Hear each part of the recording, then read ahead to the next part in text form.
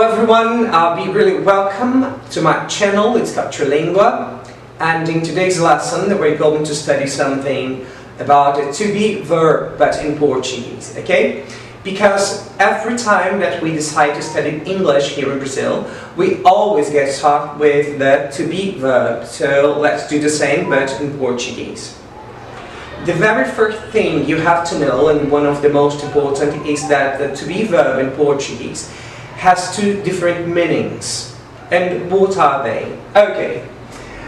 We have two different verbs to express the same idea as we express in the to be verb.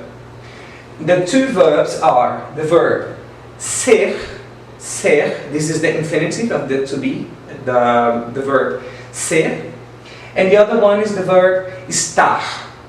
They are quite similar in their meaning, but let's see the difference.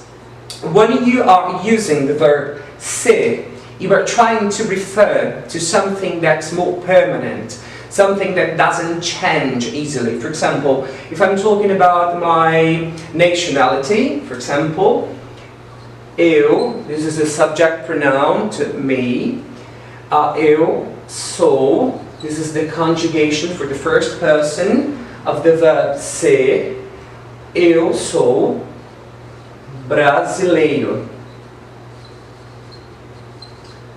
So this is my nationality. It doesn't change easily. I'm talking about something more permanent. So eu sou brasileiro. You do have to use the verb ser, okay? Now we have the verb estar that we use to talk about something more temporary. For example, the word drunk in Portuguese, we say bêbado. If I'm under alcohol effect, I'm just in a temporary moment, okay? In a temporary effect. So I say, eu estou bêbado. Eu, the subject pronoun for I, estou, the conjugation of the verb estar, temporary, and bêbado means drunk. Eu estou bêbado. I am drunk. Okay? And here, I am Brazilian. Okay? Another example. Eu sou gordo. Gordo means fat. But you can be fat for different reasons. For example, you are fat because you've inherited some genetic background that permits this.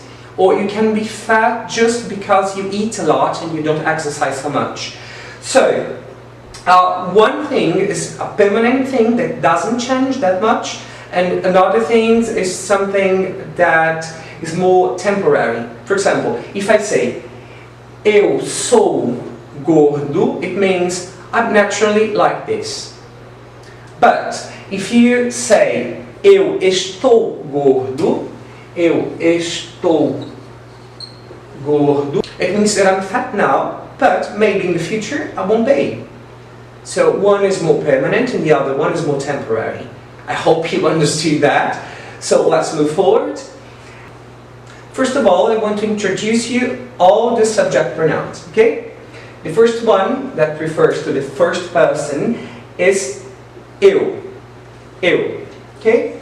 The second one is tu, a second person, tu. For the third person we have ele, and ela. We use ele for a man, it's like he. And we use ela for a woman, okay? So, ele e ela. Nós replaces the we. It's like the we version of Portuguese language. Nós.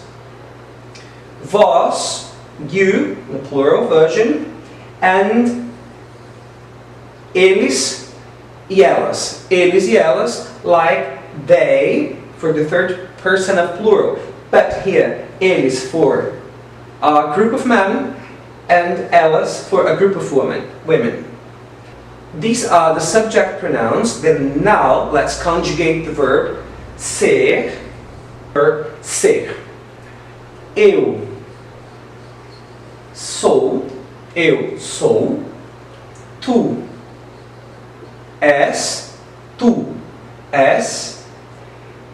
ele é, or ela é.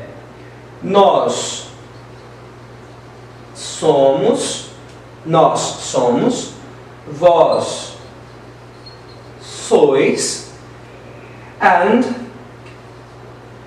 eles são. Okay, let's try to exercise the verb ser using these two examples, or maybe using one of these examples. For example, if I say eu sou brasileira,